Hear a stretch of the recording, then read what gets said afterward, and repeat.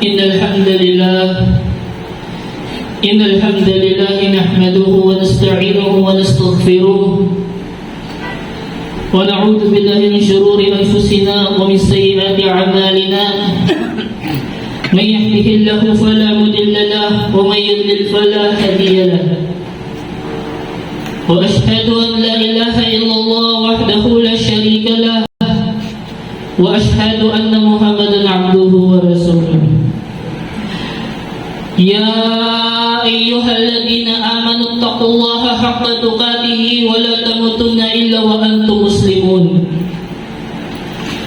يا أيها الناس اتقوا ربكم الذي خلقكم من نفس واحدة وخلق منها زوجها وبث منهما رجالا كثيرا ونساء واتقوا الله الذي تساءلون به والأرحام إن الله كان عليكم رقيبا يا أيها الذين آمنوا اتقوا الله وقولوا قولا سديدا يصلح لكم أعمالكم ويغفر لكم ذنوبكم ومن يطع الله ورسوله فقد فاز فوزا عظيما. Ang lahat ng papuri at pasasalamat, pagbabalik loob ay para lamang kay Allah subhanahu wa ta'ala, ang Panginoon ng lahat ng nilalang.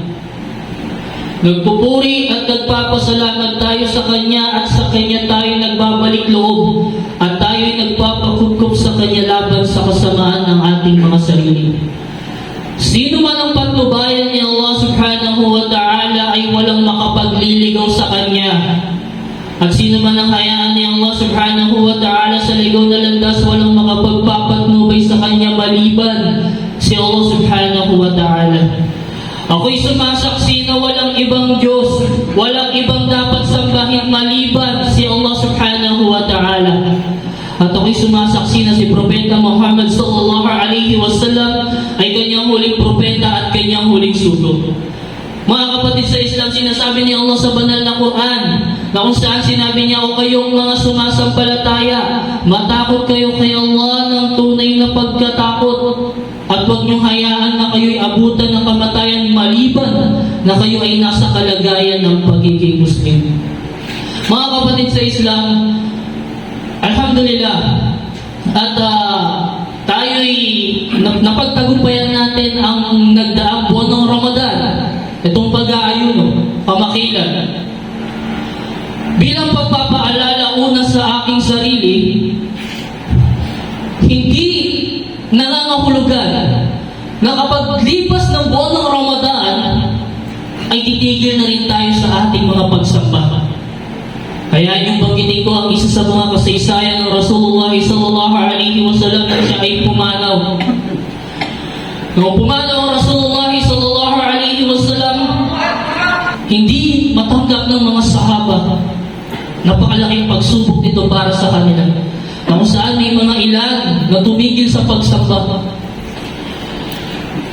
Sabi ni Umar ibn Khattab radiyallahu anhu, huwag niyong sabihin na patay na si Muhammad dahil kahit siya, nahihirapan siya na tanggapin ang pagkamatay ng Rasulullah sallallahu alaihi wasallam. Ngunit tumating si Abu Bakr Siddiq radiyallahu anhu na nagsasabi, sino man ika ang sumasamba ng dahil kay Muhammad, katotohanan si Muhammad ay patay na. Ngunit kung sino man ang sumasamba ng dahil kay Allah subhanahu wa ta'ala, si Allah subhanahu wa ta'ala ay palagi ang buhay at kailanman ay hindi mamamatay. Mga kapatid, ito yung binabanggit ko bilang pagpapaalala una sa aking sarili, sapagkat may pagkakataon na makasusumpong tayo ng ilan sa ating mga kapatid na sa paglipas ng buwan ng Ramadan ay muling manunumbalik sa pagtigil sa pagsamba. Nung dumating ang Ramadan, sila ay nagsusumikap, Masya Allah, nagsusumikap sa pagsamba kay Allah. Bakit? Dahil pinahabot ni Allah sa buwan ng Ramadan. Pero hindi nangangahulugan na paglipas ng buwan ng Ramadan ay titigil din natin ang pagsamba na ginagawa natin. Kaya sinasabi ng ilan na kung sino man ang sumasamba lang ng dahil sa buwan ng Ramadan, sasamba ka, magsasala ka, mag-aayuno ka, magbibigay ka ng kawang-gawa dahil buwan ng Ramadan. Katotohanan ng buwan ng Ramadan ay lumilipas. At pagkatapos siya ay babalik sa susunod na taon. Pero ikaw, tayo,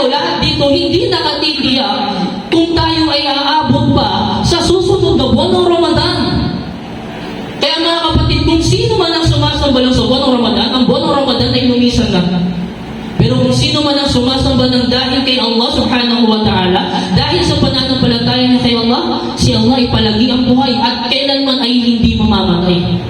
Kaya mga kapatid sa Islam, ito'y pagpapaalala una sa aming sarili.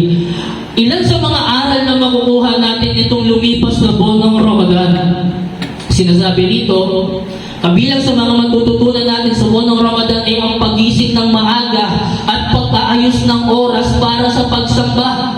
At kung saan sa buwan ng Ramadan may pagkakataon na dito lang nagkakaroon ng oras ang isang mananampalataya upang bigyan niya ng oras ang pagbabasa ng banal na Quran. Kaya naman mga kapatid, kahit paglipas ng buwan ng Ramadan, iniwanan tayo ng buwan ng Ramadan, panatilihin natin yung mga natutunan natin itong nagdaan ng buwan ng Ramadan. Na kung saan tayo pumasok sa mabiyayang buwan na yun, marami tayong natutunan, pagtitiis, uri ng sabar, pagdaragdag ng pagsamba ng mga ibadah, at ito'y ipagpatuloy natin kahit lumipas na ang buwan ng Ramadan. Kasunod mga kapatid, ang pagtsatsaga, ang pag-aayuno na nagsasanay sa pagtitiis sa gutom at uhaw at pag-iwas sa mga maling gawain na dapat ipagpatuloy.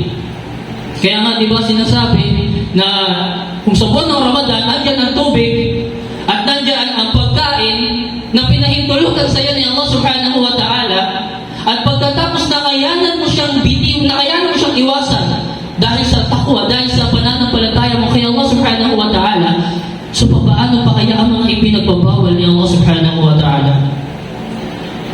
Kasunod, sinasabi dito mga kapatid, ang pag-iwan sa mga pansariling pagnanasa para sa kaikalulugod ni Allah subhanahu wa ta'ala. Ang isang bagay na iniiwan mo, kagaya pinanggit natin kanina, buwan ng Ramadan, titigil ka sa paninigarilyo mo kasi buwan ng Ramadan. Ikaw ba hindi ka ba naniniwala? Wala ka bang tiwala sa sarili mo na sa pamamagitan ng pananampalataya mo kay Allah, itong mga bisyo na nakasanayan mo na iniwanan mo ng buwan ng Ramadan, ito'y makakayanan mo rin iwasan kahit lumipas na ang buwan ng Ramadan. Kasunod mga kapatid, ang karanasan sa pag-aayuno ay pagpapaalala sa mga biyaya ni Allah at nagtuturo sa pakikiramay sa mga naghihirap o sa mga kapuspalan. Bakit?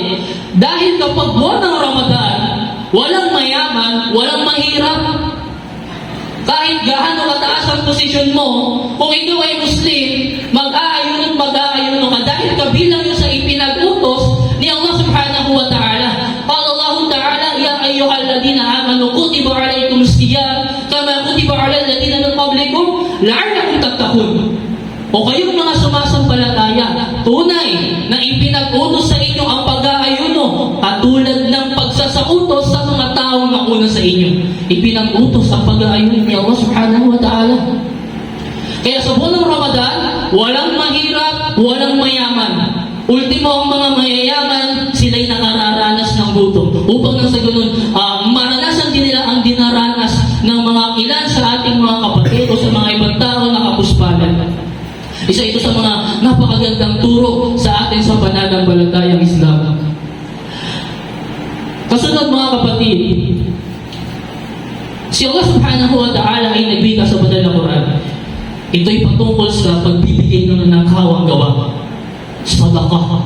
Sinabi ni Allah sa banal na Quran, o kayong mga naniniwala, huwag ninyong sayangin ang inyong mga kawang gawa, sanhi ng panunumbat at pananakit sa pinagbigyan ito, katulad ng ginagawa ng isang gumugugol sa kanyang yaman upang makita lamang ng ibang tao, ngunit siya ay hindi naniniwala kay Allah at pagdating sa huling araw.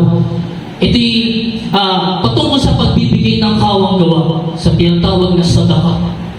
Naway, makuhaan natin ang aral ito mga kapatid, sapagkat may mga pagkakataon na ang isang tao kapag siya ay tumulong, nagbigay ng kawang gawa, nagbigay ng sadaqah, may pagkakataon na ito ay kanyang sinusumpa at ito hindi marapat gawin ng isang mananampalataya.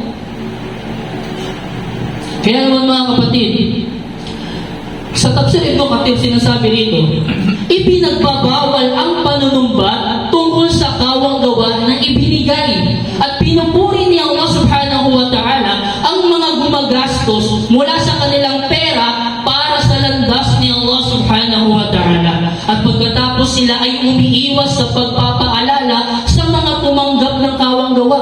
Ano ba ang layunin mo? Bakit ka nagkakawang gawa? Hindi ba para magkamit ng lugod, ng awa, ng pagpapatawad ni Allah subhanahu wa ta'ala ng gantimpala? Hindi para hamakin yung taong pinagbigyan mo nito. Kaya naman mga kapatid, sinabi ni Allah sa banal na Quran, walang ipapasok upang sunugin doon maliban sa mga sawing palad. Alladhi kadzdzaba wa tawalla, na nagtakwil at tumalikod sa mga wagas sa pagsamba kay Allah. Ngunit ang mga natatakot kay Allah, sila ay makakaiwas dito sa parusa ng apoy ng impyerno. Siya na nagbibigay ng kanyang yaman upang padalisayin ang kanyang sarili at hindi para sa sino mang ginawa niya ng kabutihan upang siya'y gantimpalaan. Kaya tayo nagbibigay ng kawang gawa mga kapatid upang nang sa ganon maging dalisay yung ating sarili at hindi para sumbatan, bilangin yung mga tao, bilangin natin ito sa mga taong pinagbigyan natin. At sa kasunod sinasabi sa aya, maliban upang hanapin ang lugod ng kanyang Panginoon, ang kataas-taasan. Hindi ba't yun naman ang layunin? Bakit tayo nagbibigay ng kawang gawa? Upang nang sa ganon, magkamit tayo ng lugod mula kay Allah subhanahu wa ta'ala. At katiyakan kanyang makakamit ang kasiyahan. Kaya kabilang sa araw ng paghuhukom mga kapatid, may tao, isa sa mga pitong pasisilongin ni Allah subhanahu wa ta'ala sa kanyang lilid. Isa roon yung taong nagbibigay ng kawang gawa. Siya na nagbibigay ng kawang gawa. Ngunit, ito ay kanyang ikinukublik. Ito ay kanyang inililihim na kung saan hindi niya inilalantad. Sinasabi dito, sa hadis ng Rasul sallallahu alaihi wasallam, siya na nagbibigay ng kawang gawa sa lihim upang ang kanyang kanang kamay ay hindi malaman kung ano ang ginugol ng kanyang kaliwang kamay. Naway nakukuhaan natin ang aral ito mga kapatid sa pananampalatayang Islam. Pero may mga pagkakataon sa kabila ng pagbibigay ng kawang gawa, may mga ilan na magtatanong, pwede ba ako magbigay ng kawang gawa kahit na wala akong pera?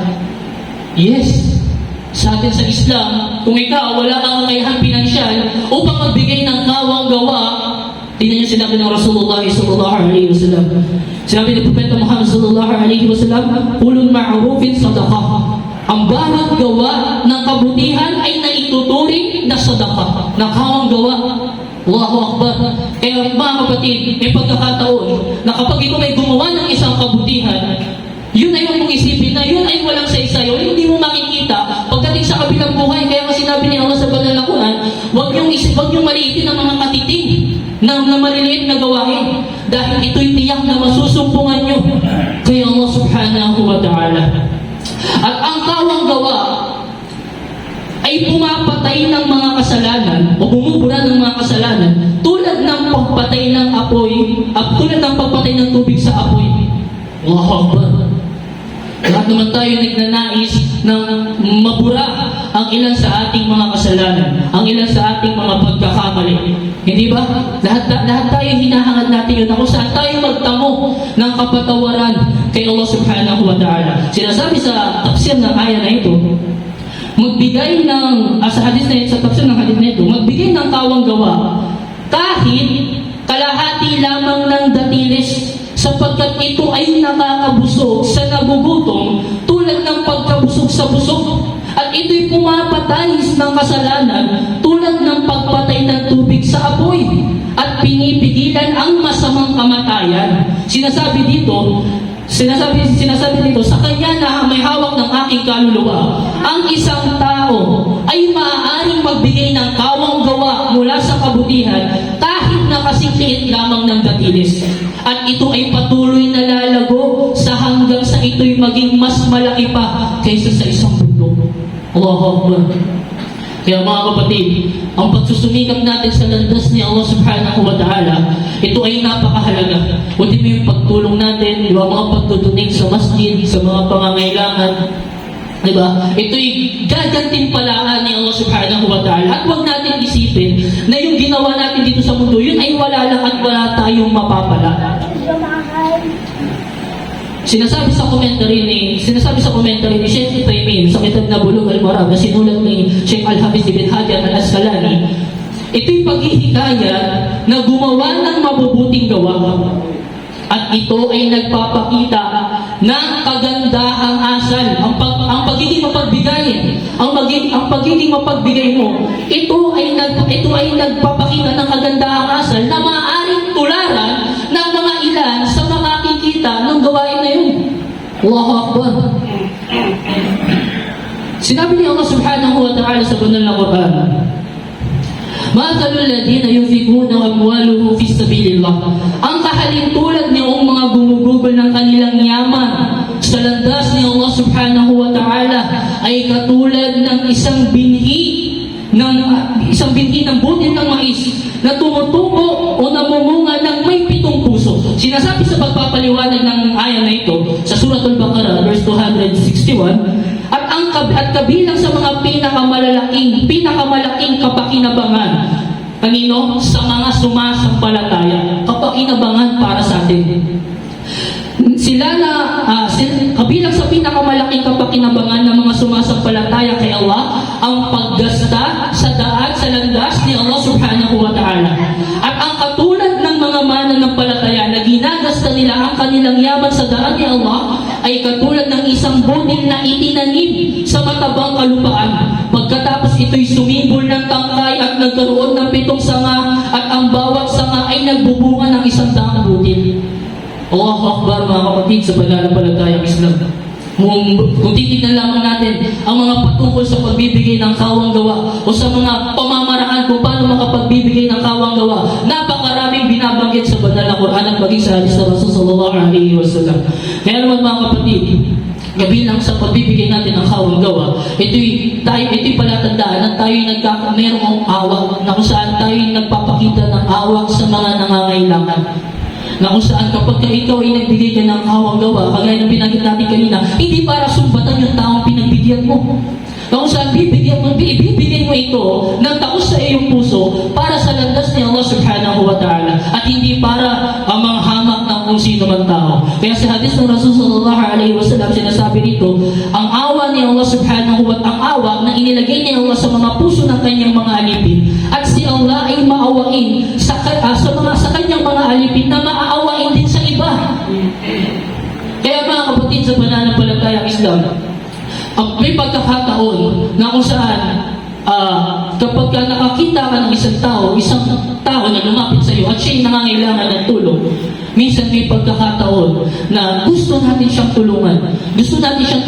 Pero kahit tayo wala tayong kakayahan. Pero ano ba naman mga kapatid kung sa pamamagitan ng panalangin kay Allah subhanahu wa ta'ala, na ipanalangin natin yung ilan sa ating mga kapatid o yung tao na lumapit sa atin na ipadalihin sa kanya ni Allah subhanahu wa ta'ala. At ang pagbibigay ng kawang gawa, ito ay napakahalaga sa atin sapagkat ito ay nagsisilbing pagbura sa ilan sa ating mga pagkakamali o sa mga kasalanan na nagagawa natin. Sinabi niya Allah sa banal na Quran, sila ng mga gumugugol ng kanilang mga yaman sa gabi at sa araw.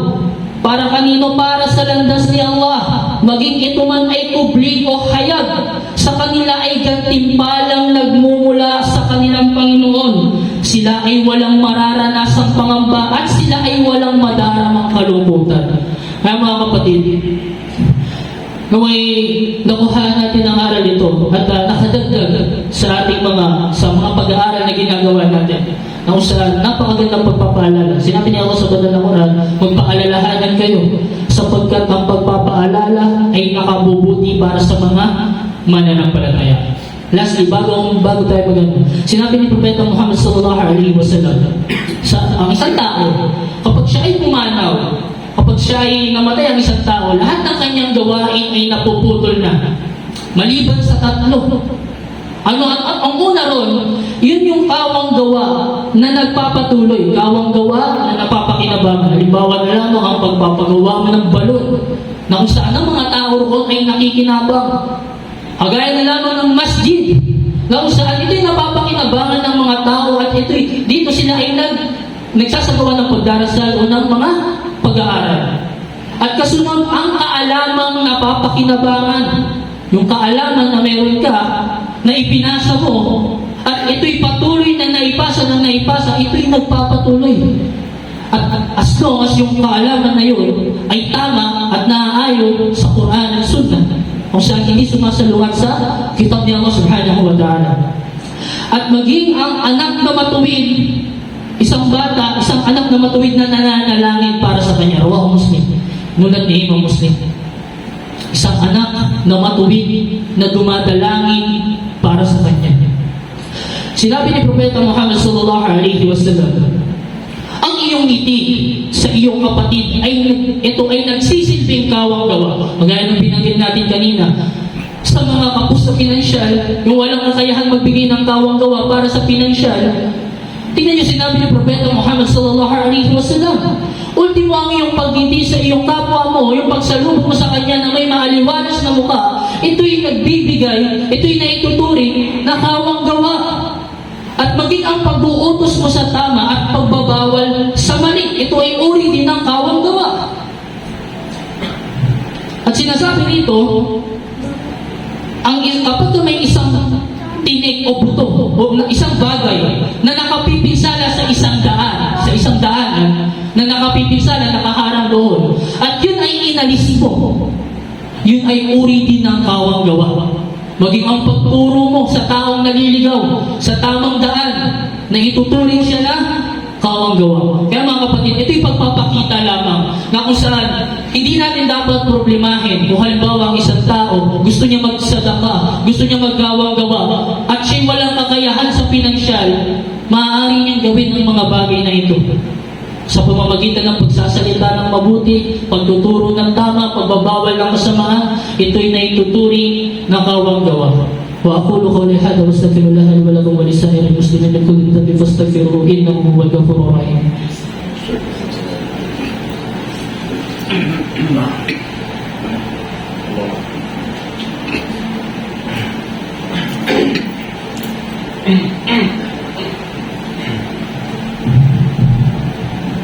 Alhamdulillah rabbil alamin wassalatu wassalamu asyrafil anbiya'i wal mursalin nabiyina Muhammadin wa ala alihi wa sahbihi ajma'in. Amma ba'd. Assalamualaikum warahmatullahi wabarakatuh mga kapatid. Lastly, nais ko banggitin mga kapatid, ito ay pagpapaalala muna sa aking sarili. Kamakailan itong lumipas na buwan ng Ramadan. Pansinin nyo, kapag ka-doktor ang nagsabi na ito ay bawal, huwag mong gawin to, sundin mo to, sinusunod natin. Ginagawa natin. Di tayo dadalawang isip. Siya may sabi, doktor eh. Pag pulis ang nagsabi, gawin nyo to, sundin nyo to, iwasan nyo to, gagawin natin. Susundin natin. Pero pag mga ulama natin yung nagsabi, napakarami natin reklamo. May mga ilan sa ating mga kapatid na pinutulig sa ating mga ulama, ang ating mga pantas. Allahu Akbar. Na kung saan, kapag may isang usapin na binigyan ng hatol ng ating mga ulama, na kung saan sila ay nakikipagmatigasan, na kung saan ipaubayan natin siya sa ating mga istola, sa ating mga ulama. Kaya may pagkakataon, tingnan nyo, pag doktor ang nagsabi na gawin mo to, gawin mo yan, gagawin natin. Pero kapag ang ulama natin yung nagsabi, napakarami natin sinasabi. Allahu Akbar. Parang kamakailan. Di ba? Hindi na lang ako magbabanggit, pero nakakalungkot mga kapatid sa pananampalatayang Islam. Pero magagawin pa man, kapag may isang usapin na kung saan hindi na pagkasunduan o hindi na pagkakaunawaan, ano ang marapat natin gawin? Marapat natin balikan ang kitab ni Allah subhanahu wa ta'ala at ang sunnah ng kanyang sugo. Sinabi ni Propeta Muhammad sallallahu alaihi wasallam, taraktu fikum amrayni lan tadilu ma tamassaktum bihima, kitabullahi was sunnatin nabiyyi. Sabi ni Propeta Muhammad sallallahu alaihi wasallam, nag-iwan ako sa inyo ng dalawang bagay na kapag ito ay inyong pinanghawakan ay hindi kayo maliligaw kailanman. Sabi ni Propeta Muhammad sallallahu alaihi wasallam, ano yung dalawang bagay na yun? Yun ang aklat ni Allah subhanahu wa ta'ala at ang sunnah ni Propeta Muhammad sallallahu alaihi wasallam. Kaya may pagkakataon, mga kapatid, na kapag sa kalagitnaan ng fitna, kalituhan, marapat sa ipaubayan natin siya sa ating mga scholar. Sino ba yung mga scholar? Sino ba yung mga ulama? Kailangan ba natin sila sundin? Tingnan niyo sinabi ni Allah sa banal na Quran. Ya ayyuhalladhina amanu ati'u Allah wa ati'u Rasulah wa ulil amri minkum fa inna tanaza'tum fi shay'in farudduhu ila Allah wa Rasulih in kuntum tu'minuna billahi wal yawmil akhir. Dhalika khairun wa ahsanu ta'wila. Sabi ni Allah sa banal na Quran, o kayong mga naniniwala, sumunod kayo kay Allah at sumunod kayo sa kanyang sugo, si Propeta Muhammad sallallahu alaihi wasallam, at sa mga namumunong kabilang sa inyo. At kung kayo ay hindi magkasundo hingil sa anumang bagay, inyong isang buni ito sa aklat ni Allah at sa kanya at sa sunnah ni Propeta Muhammad sallallahu alaihi wasallam. Kung tunay nga na kayo ay naniniwala kay Allah at sa huling araw, yan ang pinakamainam na paraan upang sa ganon magkaroon ng magandang pagpapaliwanag. Kaya mga kapatid, tignan natin, may pagkakataon na kung saan ang ilan sa ating mga kapatid na hayagan nilang tinutuligsa, sinasalungat ang ating mga scholar, waliyadang billah. Patawarin naman tayo ni Allah subhanahu wa ta'ala. Kaya mga kapatid, sinabi niya Allah sa pagpapaliwanag ng hadith ng ayan na ito, o kayong mga matatapat sa inyong paniniwala, sundin ninyo ang utos ni Allah at huwag ninyong itong labagin. At sundin ninyo si Propeta Muhammad sallallahu alaihi wasallam sa kanyang daladalang katotohanan. At sundin ninyo ang inyong mga pinuno sa kanilang mga ipinag-uutos na hindi labag sa kagustuhan ni Allah subhanahu wa ta'ala. Kapag kayo ay mayroong bagay na hindi napagkasunduan, marapat nyo itong isang uni sa aklat ni Allah at sa sunnah ni Propeta Muhammad sallallahu alaihi wasallam. Kagaya ng binanggit sa hadith, may dalawang bagay akong iiwan sa inyo. Kung ito yung inyong pangahawakan, hindi kayo maliligaw. Huwag natin isulong, huwag natin i-push yung mga opinion natin na ipaubayan natin ito sa ating mga ulama. Allah Ta'ala alam, naway nakuhaan natin ang araw niyo. فَيَا عِبَادَ الصَّلُّوا عَلَى نَبِيِّكُمْ فَإِنَّ اللَّهَ تَعَالَى أَمَرَكُمْ بِذَلِكَ حَيْثُ قَالَ إِنَّ اللَّهَ وَمَلَائِكَتَهُ يُصَلُّونَ عَلَى النَّبِيِّ يَا أَيُّهَا الَّذِينَ آمَنُوا صَلُّوا عَلَيْهِ وَسَلِّمُوا تَسْلِيمًا اللهم صل على محمد وعلى آل محمد كما صليت على إبراهيم وعلى آل إبراهيم إنك حميد مجيد اللهم بارك على محمد وعلى آل محمد كما باركت على إبراهيم وعلى آل إبراهيم إنك حميد مجيد اللهم انصرهم في فلسطين اللهم انصرهم في فلسطين اللهم انصرهم في فلسطين اللهم أرنا الحق حقا وارزقنا اتباعه وأرنا الباطل باطلا وارزقنا اجتنابه اللهم اغفر للمسلمين والمسلمات والمؤمنين والمؤمنات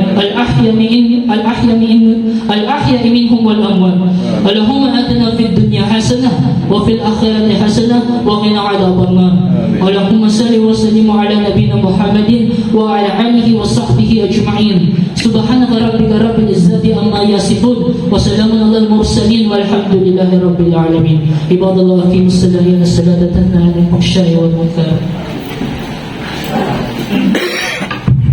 الله أكبر الله أكبر